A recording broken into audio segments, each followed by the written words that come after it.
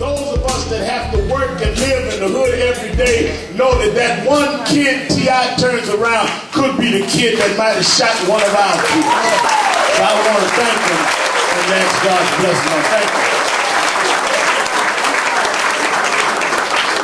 I don't know who's supposed to do it, but I'm gangster. It's my house. I bring you our brother, T.I.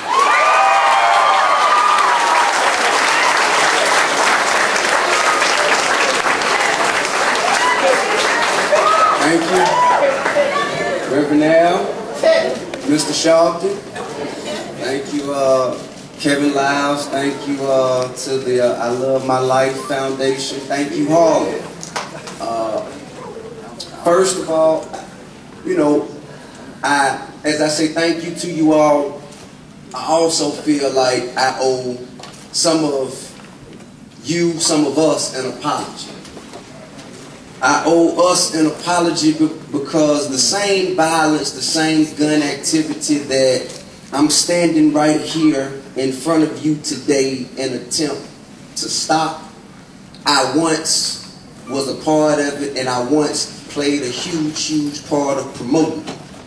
And now a lot of people who out there, you know, a lot of people do it as a fashion statement, you know. For me, it was more so a way of life, because that was the lifestyle that I was raised in. That was the lifestyle. You know, a lot of kids play, LeBron James played basketball. You know what I'm saying? Walter Payton played football. I carried guns and slung dope as a 13, 14, 15-year-old. So that's why I feel like I owe you guys an apology. But I feel like all of the experiences that I gathered in that time is exactly the tools that I need to be able to get out here and reach the people who are now doing what I used to do. You know, I remember being in school and seeing, you know, straight-laced white men in their nice suits, and, you know, they walk into the auditorium and they speak about business and this, that, and the other. And I was the one in the back cracking jokes and getting put out of the event, because, you know, that man can't relate to me and I can't relate to him. He's not speaking to me. As Reverend Sharpton said, he's speaking at me.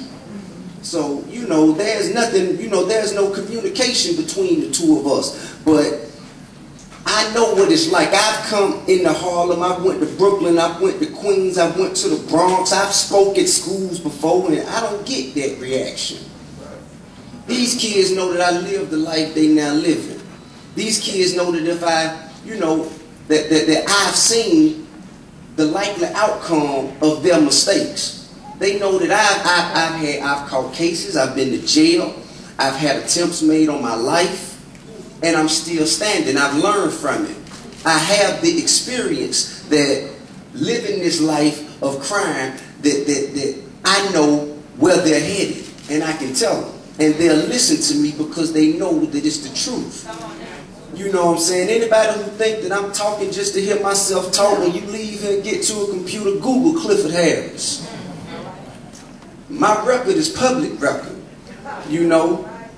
Now that I'm T.I., there's nothing I can do to hide my past. But I'm not ashamed of my past. I embrace my past, because the same thing that you may frown upon in my past is the same thing that will make me proud when I'm able to turn your sons, your daughters, your cousins, your nieces, your nephews. When I'm able to save their lives, I will then be able to be proud of my past.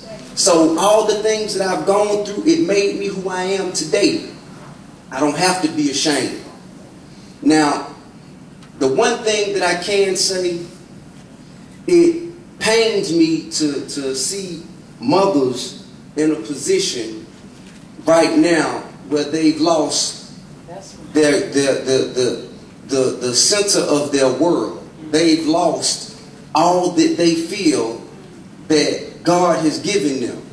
But I'm telling you today, if God is good, like I know He's good, everything that has been taken away will be given back 100 times. I assure you, I promise you. placed in a position when I was at the height of my success. The very people who I made music to help inspire and encourage turned around and made an attempt on my life. You know, I had about 50 bullets sent to me. By the grace of God, none of them hit me. But my best friend in the world, the person who I have known since before I was T.I., who I grew up with, we were sharing dreams back and forth at 5, 6, 7 years old. You know, the longest living person, the person who I had known the longest in my life, and who I had seen grow up, who watched me grow up, F.R.U.A Johnson, was taken away from me.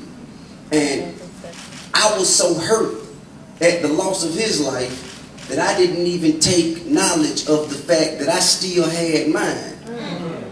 You know, I had to deliver the news back to a hurt mom that your son left with me, but it's because of me that he ain't coming back.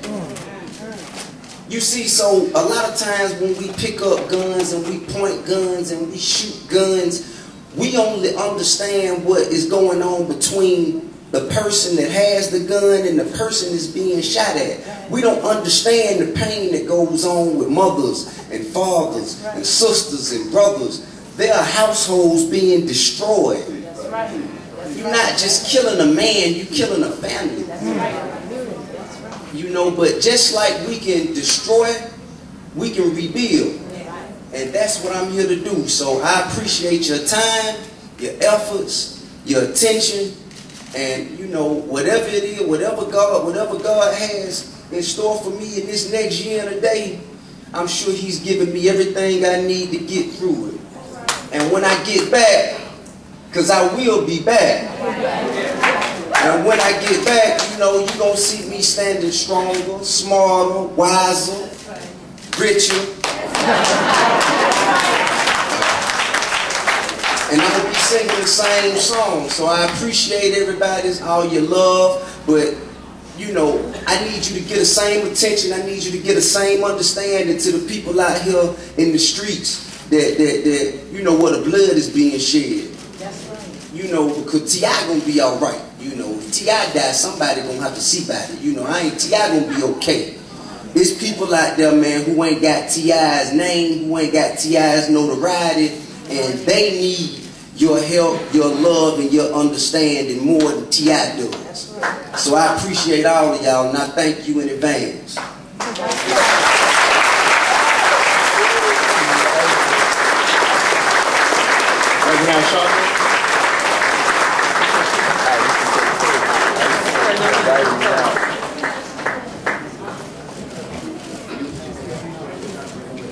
Hello, my name is Dee Dee Murray. I am the Executive Director of T.I.'s K.I.N.G Foundation. And upon hearing the news of the heinous violence plaguing the youth of the Harlem community, we, T.I., myself, representatives of the K.I.N.G Foundation, felt that it was imperative to come here and address this issue. The K.I.N.G Foundation's mission is to support communities, families, and children in need. And right now, this community is in need, and that's why we're here, to support this community. For more information about the K.I.N.G Foundation, you can log on to www.kingfoundation.com. And we'd like to acknowledge today the mother of Mr. Corey Squire, who was murdered on May 3rd, Miss Melinda Sharinos. We love you, we're here for you, and whatever we can do to help support you and your family, we're here today to show you that we're here to do that. We're not. And Reverend al-sharpton right here. We're here right here.